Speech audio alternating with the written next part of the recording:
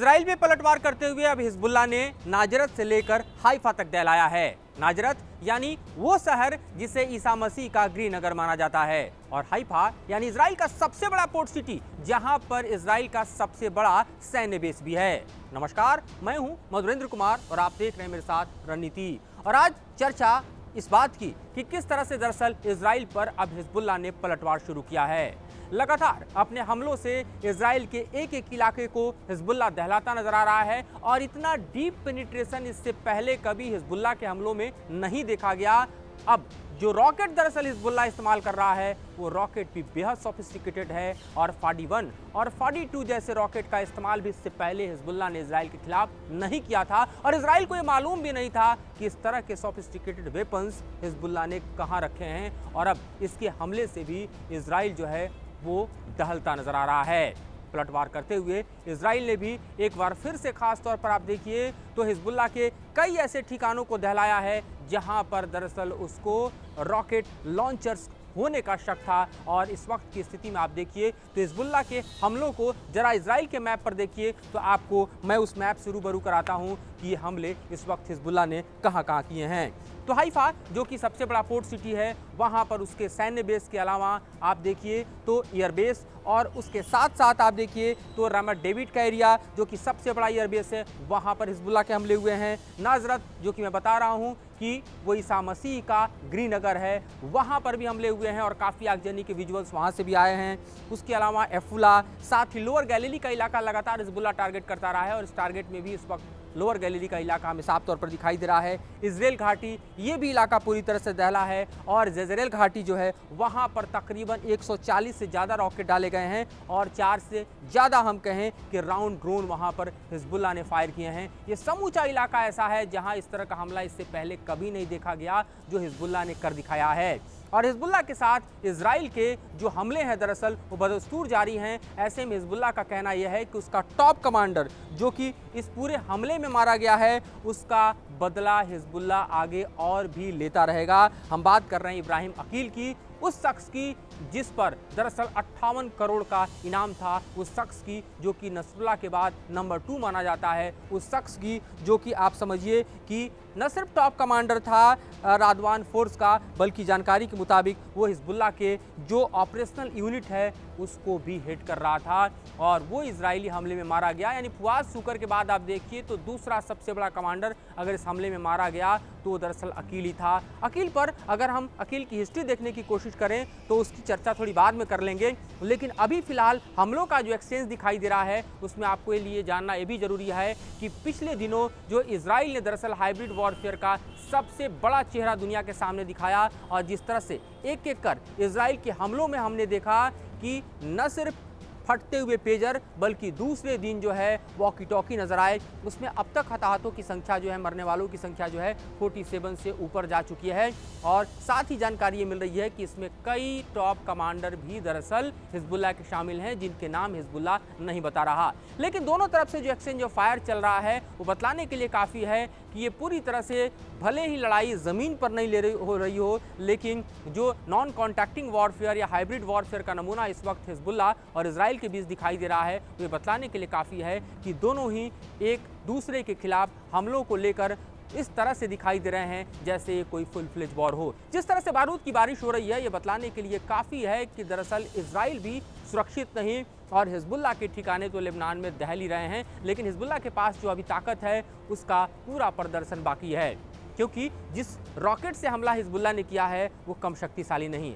अगर हम फाडी 1 की बात करें तो ये ऐसा रॉकेट है जिसके बारे में इसके कैलिबर की जानकारी है कि 220 mm कैलिबर का है, और साथ ही इसके रेंज की अगर बात करें तो फाडी 1 का रेंज जो है वो भी काफ़ी ज़्यादा है, लगभग 80 किलोमीटर है। साथ ही फाडी 2 रॉकेट की बात करें तो इसका कैलिबर भी 302 मिलीमीटर है, और साथ ही आप देखिए तो रेंज इसका लगभग 105 किलोमीटर है, तो ये भी कमतर नहीं है। और ऐसे में आप समझ सकते हैं कि किस तरह से दरअसल इन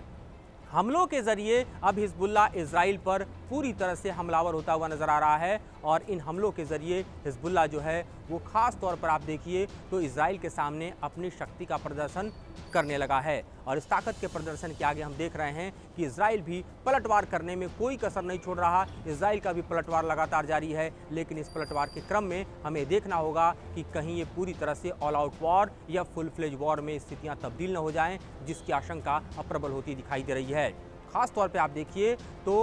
अकील के मारे जाने से अमेरिका खुश है, क्योंकि अकील वही शख्स है जिस पर 58 करोड़ का इनाम था। अकील वही शख्स है दरअसल जिसने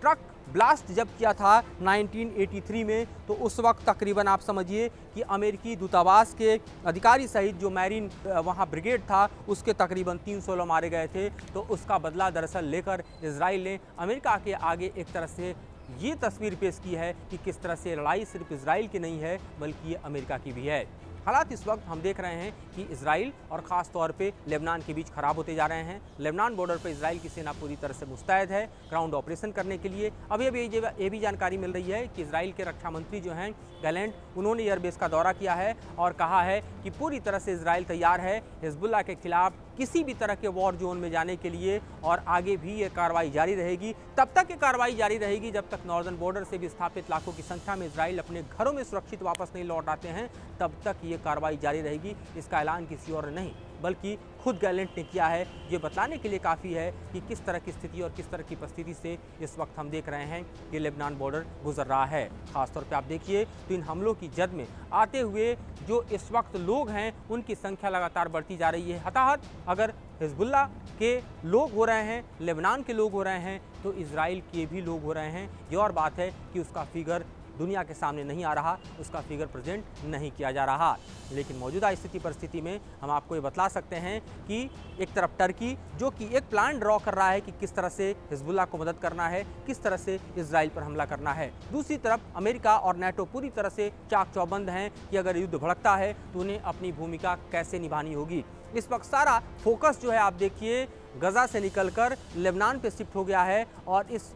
शिफ्ट हुए फोकस के बीच हम देख रहे हैं कि किस तरह की स्थितियां दरअसल आपको दिखाई दे रही हैं। साफ तौर पर हम देखें तो आने वाले वक्त में हालात और ज़्यादा बद से बदतर होंगे, युद्ध और ज़्यादा भड़केगा, क्योंकि इजराइल ने कह दिया है कि जब तक उसके लाखों लोग अपने घरों में महफूज नहीं लौटते वो दरअसल अपने गन डाउन नहीं करेंगे, उनके हमले कमतर नहीं होंगे। और हिजबुल्लाह भी ये कह चुका है कि उसे कमतर कर कर इजराइल आंकने की कोशिश न करे। ये सबको मालूम है कि हिजबुल्लाह के पास 60 से 70 हज़ार लड़ाके हैं। ये सबको मालूम है कि हिजबुल्लाह के पास 1.25 लाख से 1.5 लाख की संख्या में आप देखिए तो रॉकेट और मिसाइलों का ज़ख़ीरा है। और ऐसे में ये जंग आगे भड़कते हुए हम देखें तो पूरी तरह से मिडिल ईस्ट को अपने आगोश में लेती हुई नज़र आ रही है। और ऐसी स्थिति परिस्थिति से मुकाबला दरअसल मिडिल ईस्ट को करना होगा, दुनिया को करना होगा, क्योंकि इसका इम्पैक्ट लार्जर होगा, इसका इम्पैक्ट ग्लोबल होगा, इसका इम्पैक्ट जो है वो इजराइल और हमास के जंग की तरह सीमित नहीं रहने वाला, बल्कि कहीं ना कहीं दुनिया के सामने एक भयावह तस्वीर पैदा करने वाला होगा। हम जानते हैं कि गजा में अब तक जो इजराइल के साथ पिछले 11.5 महीने से जारी जंग है,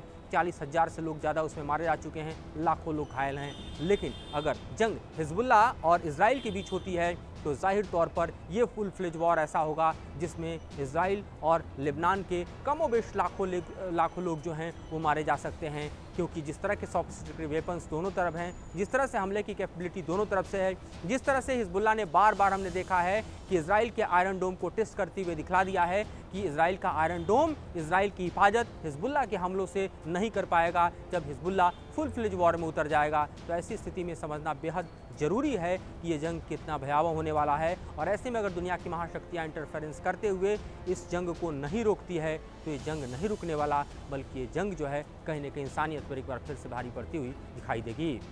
तो फिलहाल इस मुद्दे पर इतना ही। इससे जुड़ी और जानकारी और विश्लेषण हम पेश करते रहेंगे। फिलहाल मुझे और मेरे सहयोगी विकास राय को दीजिए इजाज़त।